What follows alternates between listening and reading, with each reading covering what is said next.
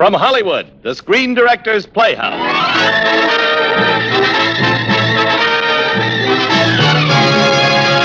Screen Directors Playhouse. Star Ray Milland. Production The Uninvited. Director Louis Allen.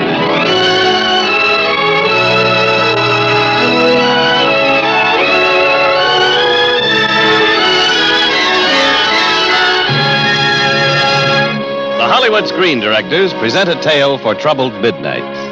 The motion picture drama, The Uninvited, starring Ray Milland in his original role of Rick Fitzgerald.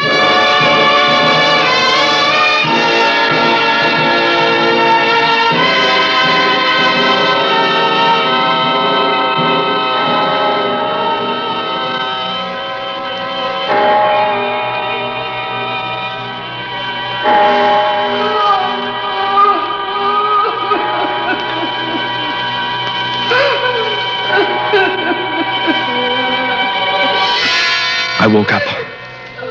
5 in the morning. My skin creeping, my scalp crawling. I listened. I heard the dim surge of the ocean at the foot of the Devonshire cliffs not far from my window. Only 5 o'clock. And then... I was sure now. I hadn't dreamed that appalling crying. Could it be my sister Pamela in the next bedroom? There was no electricity in this old house. I lit a candle. I went to the door leading into the upstairs hallway. Rick! What? Oh, Pamela. You heard it too, then? What in heaven's name is it? I don't know. It comes from downstairs. It comes from everywhere and nowhere. I'm going down and search the place. It's no use, Rick. There's never anything there. You mean this has happened before? All the time you were still in London while I was getting the house ready for us to live in. But why didn't you call me or write me about it? It's our home now. It's all we've got to live in. Sounds so terribly heartbroken. But there must be some logical explanation. It'll stop soon now. It always dies away at dawn. No wonder we got the old place for such a low price. They tell me it stood empty for 10 years before... Oh, the shutter blew open. The dawn breeze. I must have forgotten to latch up. Listen. I know. The sobbing is gone. Oh. Is that all for tonight? Is that all? It's every night, Rick. And if I don't get some sleep, I'll die. No. Don't do that. It'll be different tomorrow night. You'll see.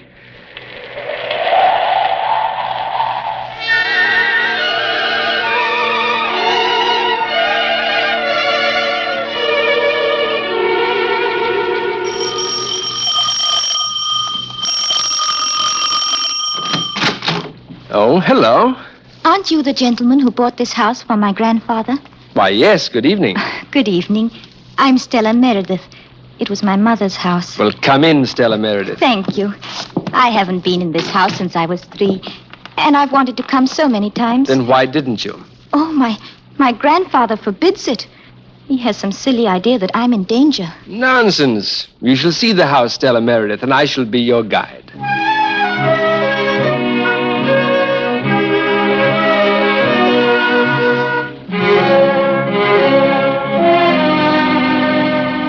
And this is my old nursery.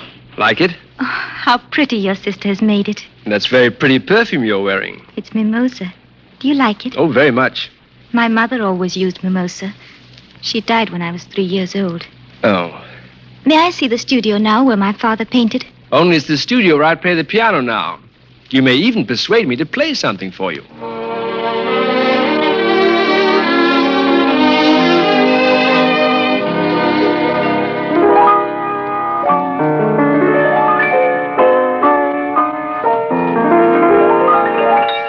Oh, don't stop playing, please. Very flattering, thank you.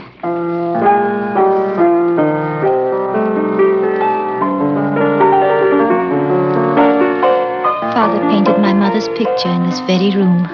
You don't remember that? No. But Mother would sit on this platform wearing her soft white dress. Sometimes, of course, he'd paint the other one. Other one? He had a model, you know, a Spanish girl. People seem to get awfully hush-hush when I try to ask about her, though.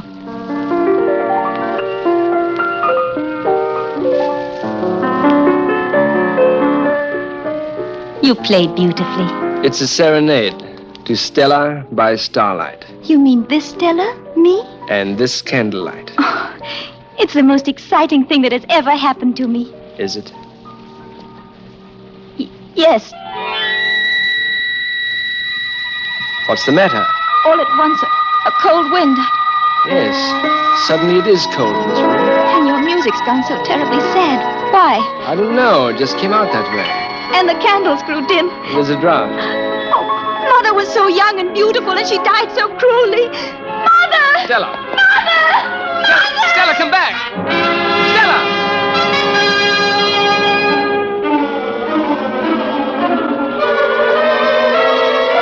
I gathered my scattered senses and jumped up and ran after her. I passed Pamela standing amazed at the foot of the stairs. Rick, what's the matter? What's happened? There's something evil in her blood. Stella! But she was out the front door, her dark hair flying, running wildly in the darkness, heading for the cliffs. Stella! I shouted after her. Stella, come back! Shouted again, pleading with her. No, Stella, no! The cliffs, I thought. Stella, the cliffs! The cliffs and the boiling sea beneath. Stella! Whatever sinister force had driven her out of the house was now driving her to destruction on those killing rocks. The brink was only yards away, a few steps. I reached for her, and my fingers caught in her belt, and I pulled her back. Back from the very edge of that awful precipice. Stella. What's the matter? Matter? You were going over the edge. Was I? Why did you do it, Stella? What drove you toward death? Death? Why, nothing. I didn't feel I was in any danger. Look below you. Oh, the sea. Yes. This is where my mother fell. Your mother fell here? By this dead tree. She... Are you all right? Help me. Stella!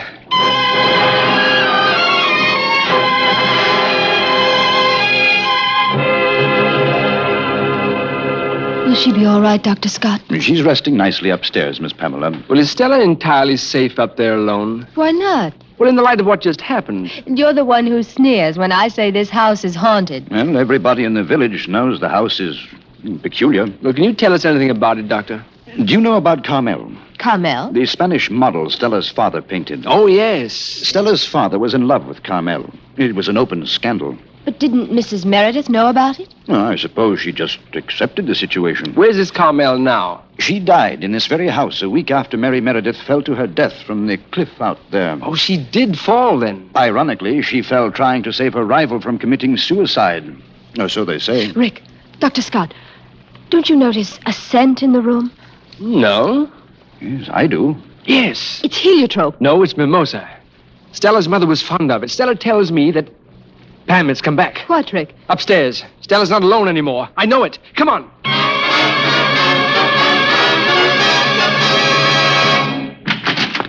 Stella. Stella, are you all right? She's gone. I'm here, Stella, darling. at the window. Now, don't be frightened. I'm not frightened. Don't you know who it is in your house? It's my mother. Your mother? Did you see her? No. But when I woke up, I felt her in the room. Her scent, the mimosa, it was all around. I could feel her warm presence everywhere. And I felt something else. Something I've never known in my whole life. The knowledge that someone loved me very dearly. You'd better take her home, Rick. No, Mother is here. She wants me with her. Your mother is dead, Stella. I know. But your grandfather will miss you. He'll be furious if he finds you here. I know, but I love it here. I'll always come back. Another time, Stella. Another time.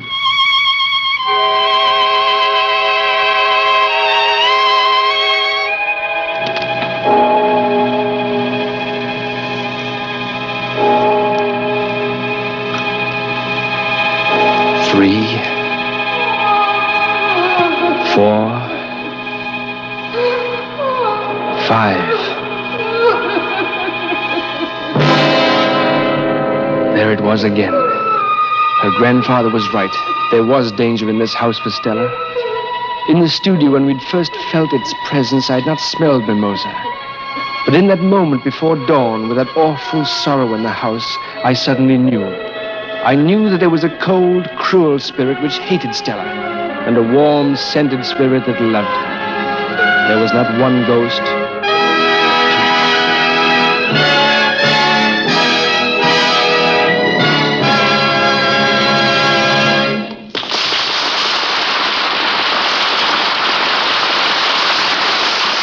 You are listening to the Screen Directors Playhouse presentation of The Uninvited, starring Ray Milland in his original role of Rick Fitzgerald.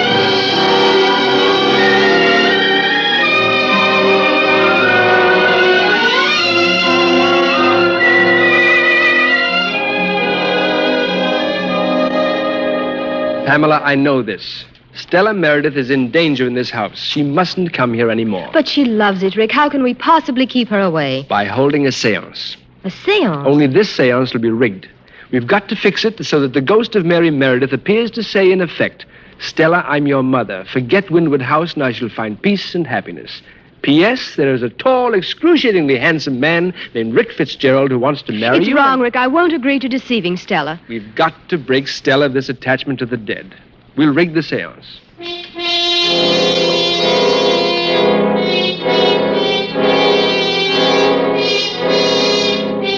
That very night, we held a seance. We all sat around a table. Stella, Pam, Dr. Scott, and I. A single candle was burning. On the table, I chalked the alphabet in a big circle, and the words, yes and no, opposite each other. An inverted wine glass stood in the center of the table. My stage was set. I think the room is dark enough to begin. The important thing is that we should all believe. Yes, so I understand. Well, what now? Everybody puts a finger on the glass. Now, ask a question, Stella. Is there anybody here? Is anybody... The glass is moving. Yes. The glass is on yes. Go on, Stella. Are you my mother? Yes.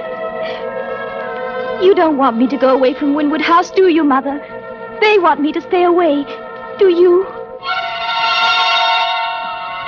Rick, let go. You're keeping the glass from moving. I'm not. Let go, I say. Better let matters take their course, Fitzgerald. All right. No. You see? She said no. She doesn't want me to stay away. Look, the glass is moving. I... G... U... A... God. I God. Guard me from what, Mother? What? C... A... R... M... Carmel. That's enough. Who smashed the glass against the wall? You, Pamela? No one, Rick. No one was touching it. Stella's in a trance. Stella. Don't touch her. It may be dangerous. May I ask a question? No. It might help to try to reach her mind. Yes, try it. Whoever you are you Mary Meredith, Stella's mother?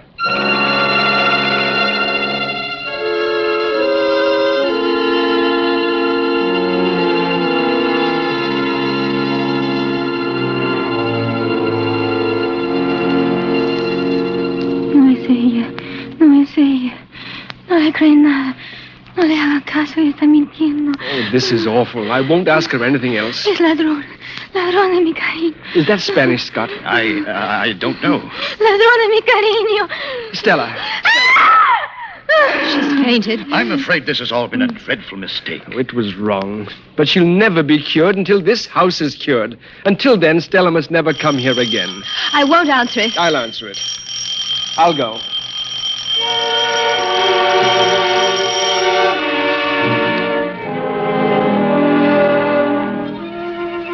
It was Stella's grandfather, in a cold, bitter fury over her presence there and her condition. An outrage, you hear? An outrage. I'm very sorry, sir. It won't happen again. I warrant you it won't. My granddaughter will never enter this house again if I have to lock her up somewhere. Come, Stella. Stella was gone, but my work had just begun. I had to avert a tragedy. I had to solve the mystery of Windward House, but where to start? I went to see Dr. Scott. Any luck, Fitzgerald? You find anyone with a clue to what really happened here 17 years ago? No. Everyone who was here with the Merediths then seems to be dead. The trained nurse isn't. Trained nurse? I've been looking through the old casebook of my predecessor, Dr. Rudd. Oh? At the time of the tragedy, the Merediths employed a nurse for their child, a certain Miss Holloway. Holloway? Very, very much attached to Mary Meredith. Well, is she alive? How can we find her? She runs a place on Bodwin Moor called the Mary Meredith Retreat in honor of her long-dead mistress. Hospital? And a mental institution. Strange woman. Strange place. Bodwin Moor. I think I'd better have a serious talk with Miss Holloway.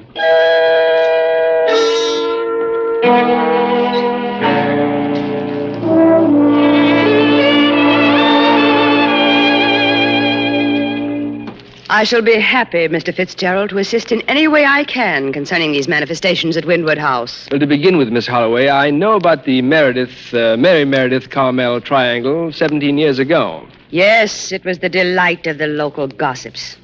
What were Mary and Carmel like? Extraordinary women, both of them. But Mary Meredith, she was a goddess. Even her talk was lovely and sparkling. Oh, the night we sat before her fireplace, planning our lives. Yes. She met her humiliation and her fate magnificently. About Carmel. A Spanish gypsy. Beautiful and crafty and cruel. Why did Mrs. Meredith stand for the situation? She felt the decision to end it must come from her husband. Did it? Finally, to make it easier for Carmel, they took her to Paris, found a position for her, and left her there. Then they came back here with their infant daughter. For a while, they were almost happy together. Then? Carmel came back. She still wanted Mary's husband. Then, one stormy night, Carmel had been told that she must leave, this time for good. Oh, there was a ghastly scene, and finally Carmel, in a rage for revenge, ran to the child's room and snatched her up and ran toward the cliff. Mary raced after her. In the struggle, Mary fell to the rocks below. The baby was unharmed. What happened to Carmel? She escaped in the storm. Next morning, she crawled back in the early stages of pneumonia. I had to nurse her. I see. And now, please. I must be alone. Please.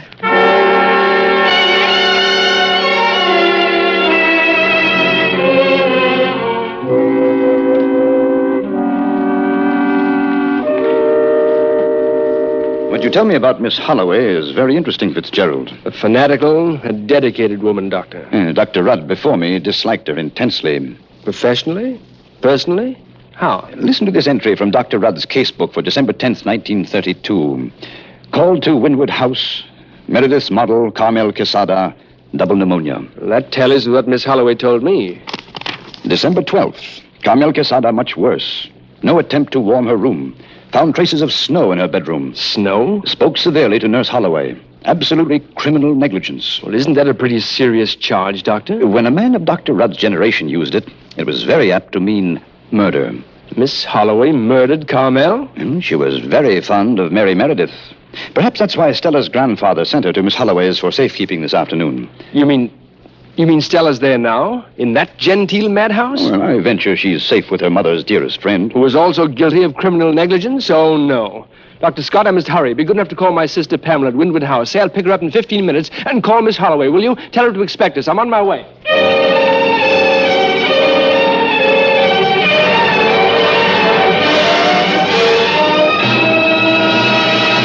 Miss Holloway, when I was here before, why didn't you tell me that Stella was here, too? The presence of our guests is confidential. Please take us to her at once. She's no longer here. I sent her away when Dr. Scott called to say you'd be here. But why? She was the happiest person in the world when I told her she might return to Windward House. Windward House? But her grandfather sent her here to keep her away from Windward House. She loves it so. You knew we'd be away and you sent her there? Mary will be there. Oh, you hate Stella. You sent her to her death. Mary is waiting for Stella. You're insane. Hurry, Pam. It may be too late even now. We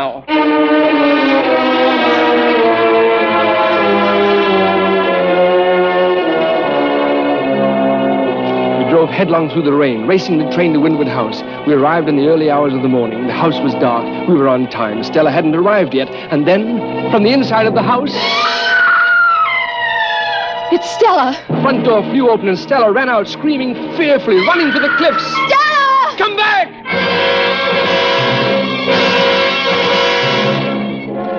Something she'd seen or heard or felt in that horribly sick house of ours was sending her screaming in the darkness toward the windy cliffs.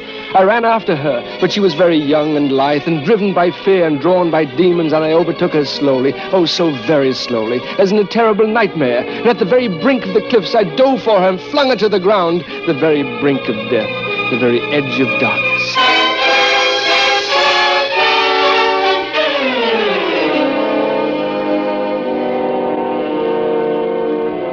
Nothing but a few bruises, Stella. You'll be fine. Dr. Scott, Rick, why would my own mother want to drive me to my death? Darling, whatever drove you from this house couldn't have been your mother. But it was. I saw her.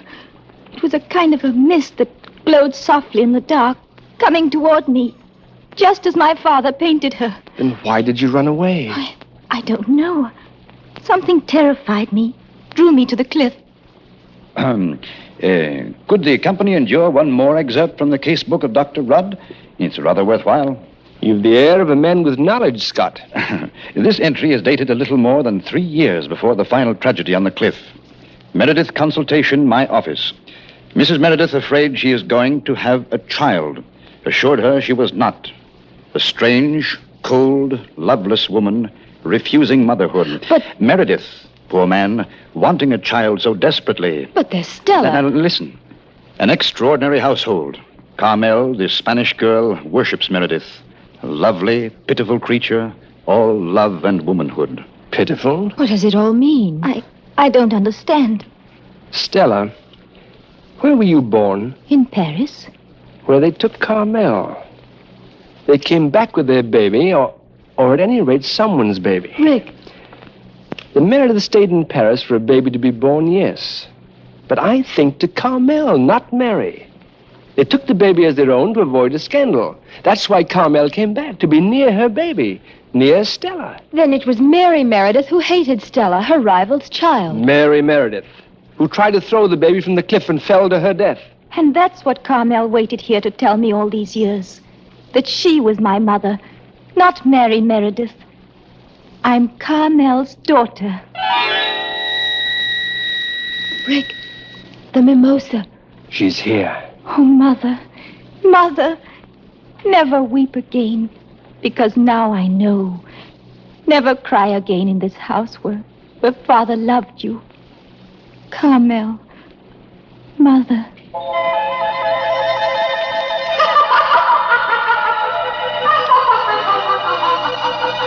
She's happy. Mother's happy. She's at peace at last.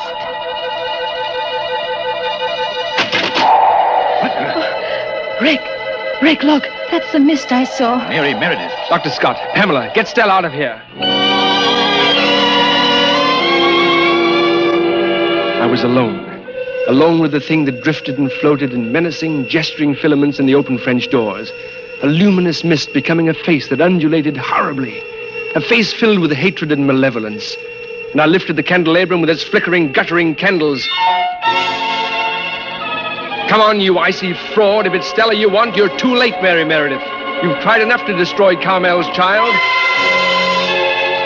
So much for the legend of your saintliness, and you can go along with it.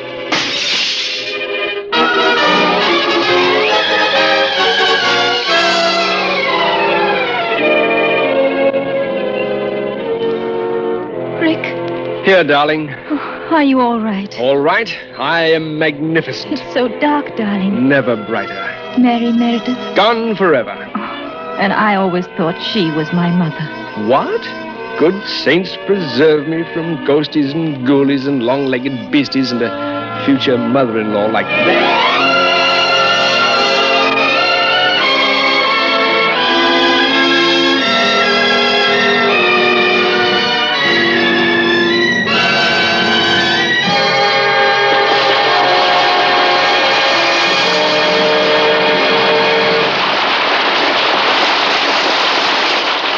Ray Milland will return in just a moment. Next week, as always, another great star recreates one of her most memorable roles on Screen Director's Playhouse. Our story is The Spiral Staircase, and our star, Dorothy McGuire, with screen director Robert Siodmak. Now, here again is tonight's star, Ray Milland.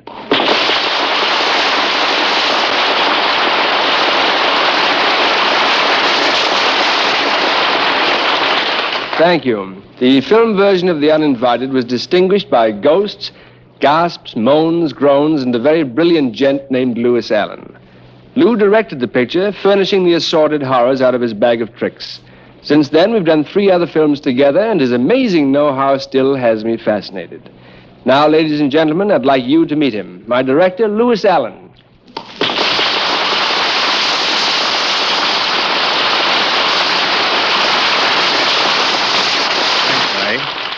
But I hardly think I deserve those compliments. Why not? Well, The Uninvited was the first picture I ever directed. But, Lou, you'd been directing stage plays for years. But when I sat behind those cameras for the first time, I was as scared as the audiences who saw the picture. Well, how do you feel about cameras after all the pictures you've made since then? They still scare me. You know what? What? They scare me, too. Well, at least we weren't scared of the ghosts and The Uninvited. Well, you know, Lou, you made everything so real, for a while I almost believed in them myself. But, Ray, there's no such thing as ghosts.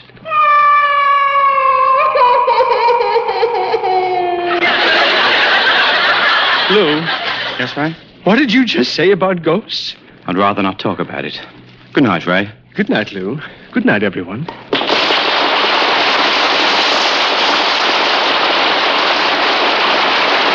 And good night to you, Ray Milland and Louis Allen. Remember next week, Dorothy McGuire and Robert Siodmak.